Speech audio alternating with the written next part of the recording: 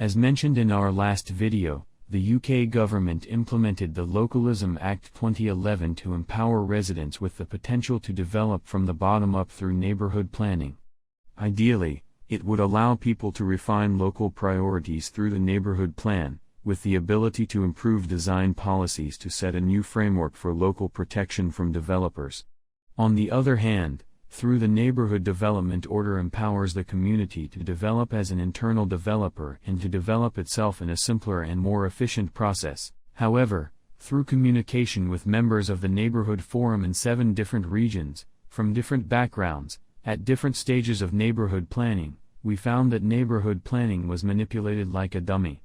Failed forums can only dream about the future of the community in the written plan and weave a web of flawed protections. And successful forums are not only able to fulfill the envisioned aim but even far exceed the expected results. In London, this feature is more evident in front of us. We will argue for this inequity from the 5 perspectives of official support, designation of neighbourhood area, designation of neighbourhood forum, evidence-based processing, and detailed neighbourhood plan content. During the interview, we further confirmed that the help given by different borough councils and local planning authorities is completely different. Even in a pervasive bureaucracy and lengthy process, feedback from the Westminster Borough was the most positive, and for the forum like Lee that spanned 2 different boroughs, Lewisham and Greenwich, it was quite difficult to receive active and prompt help from local authorities. Then, from the designation of the neighbourhood area, we can also see that there is a very ironic phenomenon in the 2 regions of Marylebone and Pimlico. We can clearly see a visible boundary layered by different site conditions. Marylebone and Pimlico, which were supposed to be designated as a whole area, were eventually divided into Marylebone area and Church Street Ward area, Pimlico area and Churchill Gardens area. This seems to indicate that these poor areas were excluded from the successful vision in the first place. At the same time, in the designation of neighbourhood forums, it is important to develop a clear-sighted and visionary constitution for future forum maintenance. Choosing the right type of legal structure for the forum also plays a crucial role in the future use of community funds, grant applications, and membership operations. However, the ordinary community is still struggling to meet the basic requirements of setting up a neighbourhood forum, and the excellent forum has already set a dream start for the future of the community. As we can see, in the Belgravia, the committee members of the forum are held by an elite class of people from all walks of life, whose places of work and residence certainly represent their place in the centre of power here. The potential diversity and capacity of the neighbourhood forum are brought to the fullest by them. In contrast, at Crouch Hill and Hornsey Rise Neighbourhood Forum, due to the instability of the original members and the Constitution, at the same time, after the epidemic, many of the main members of the region have passed away, resulting in the entire forum completely stalled and facing dissolution. Fourth, in the early days of neighbourhood planning, for the average neighbourhood community, lengthy and bureaucratic interactions with local planning authorities, occasional humanitarian help from technical members of local professional bodies and forums, allowing site information to be professionally collected and fed back in years. For example, the Westbourne Neighbourhood Forum, they are about to start an evidence-based review, but the information used is still a resident survey collected 5 years ago. In contrast, the successful Marylebone community hired professionals from different fields to identify problems in the region through the perfect use of community infrastructure levy, efficiently and quickly achieving the desired results. Only communities that are trusted by local agencies can get SIL amounts that can really help at any stage. The truth is, when you're still being rejected or reducing the amount of SIL for a community meeting, other forums are already getting a large amount of SIL for real projects. Fifth, the neighbourhood plan for different forums reflects different levels of protection and self-development capabilities.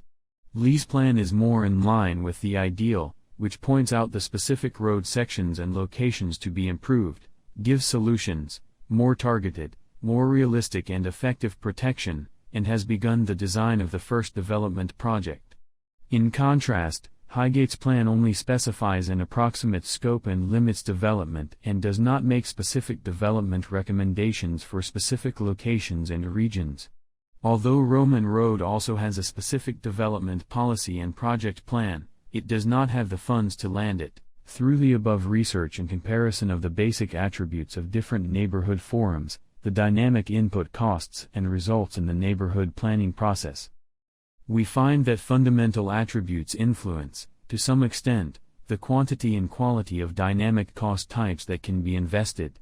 The quality and type of dynamic cost invested will affect the conversion rate of each action of the forum. Forums with good basic attributes can invest high-quality costs to obtain ideal results. For forums with poor basic attributes, the quality and type of input costs are limited, so the result cannot be well protected and developed for the community. In the end, different development protection forms of the forum were shaped. Therefore, under the condition that the inherent basic attributes of the community cannot be changed, narrowing the capital and technology gap, saving time consumption and strengthening the degree of community participation are the potential directions to make up for the existing neighborhood planning. Next, we try to explore the potential of other policy model frameworks and resident engagement tools to complement the existing neighborhood planning, trying to find feasible solutions. First, the main source of public funds for neighborhood planning and construction is SIL. Except for a few areas, SIL funds in most areas are basically insufficient to meet the needs of actual projects. Finally, the forum needs to seek external funding support.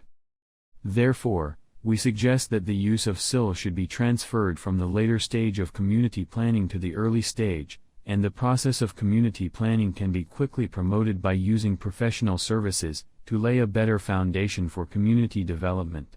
The entry of early stage funds can effectively attract community engagement. At the same time, consideration should be given to higher levels of funding for communities with high growth potential or in poorer communities. Second, London's large-scale complexity also has the potential to support the economic and institutional framework of neighborhood planning.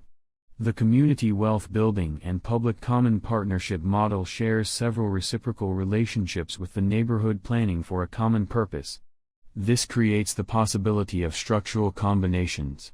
Neighborhood forums can become one of the anchor institutions by using CWV, decentralizing the existing multifaceted complex and incompetent technical tasks to other potential anchor institutions in the area. The primary responsibility of the neighborhood forum is more towards resident participation, as well as being the catalyst between the public and specialists. At the same time, the forum will further strengthen the governance and co-ownership of local assets. Through multi-party cooperation, technology and capital will no longer be an obstacle to the development of the neighborhood. In terms of community engagement, better forms and tools for resident engagement can speed up the process of neighborhood planning and save money overall. Through discussions with the forum, we have identified the following 5 most urgently needed tools. 1. A platform where different neighborhood planning terms, policies, financial instruments, etc. can be compared and explained for all forum members and residents who know and do not know about community planning. 2. In response to the needs of communities in the early stage of project development, such as Westbourne Forum, statistical and information conversion tools for traditional pin-up and paper surveys. 3. At the same time, basically all the communities in the early stage have expressed to a certain extent the needs of residents for tools that can interact with geometry in real time, comment, and express their preferences. 4. For forums with clear development goals and actual projects, such as the Lee Forum, they express a clear desire for design tools that allow residents to participate in site-specific projects. 5. For forums that are about to enter the referendum stage, such as the Roman Road Forum, there is a strong need for tools to visualize text files and engage the public to vote.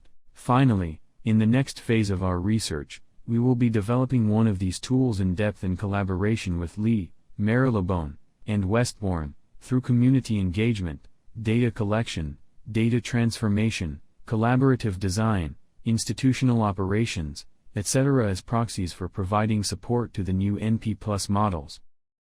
Thanks for watching.